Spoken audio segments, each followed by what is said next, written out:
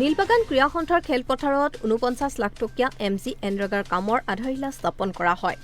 নবকাৰ বিনাকান্দি উন্নয়ন খণ্ডৰ নীলবাগান ক্ৰীড়া সন্থাৰ খেলপথাৰত ৪৯ লাখ টকীয়া MGNৰেগাৰ আঁচনিৰ এটি কামৰ আধাৰশিলা স্থাপন কৰে বিনাকান্দি উন্নয়ন খণ্ডৰ খণ্ড উন্নয়ন বিষয়া মইন উদ্দিন আহমেদ আৰু বিনাকান্দি আঞ্চলিক পঞ্চায়তৰ সভাপতি ফৰিজ আহমেদ লস্কৰে। বিত্তীয় 2020-21 বৰ্ষৰ আঁচনিৰ অধীনত খেলপথাৰৰ আৰ্ট ফিলিঙকে ধৰি অন্যান্য কামৰ কাৰণে ৪৯ লাখ টকা বিভাগে অনুমোদন দিয়াত শুভ উদ্বোধন কৰা হয় আধাৰশিলাটি। এই আঁচনিখনৰ শুভাৰম্ভ আজি কৰি মই নথৈ আনন্দিত আৰু মই এটাই আশা কৰিম যে এই যিখন আঁচনি আমি ৰূপায়ণ কৰিব ওলাইছোঁ ইয়াৰ যিটো কমিটি থাকিব কমিটিয়ে যথেষ্ট উন্নত মানদণ্ডৰ কাম কৰিব।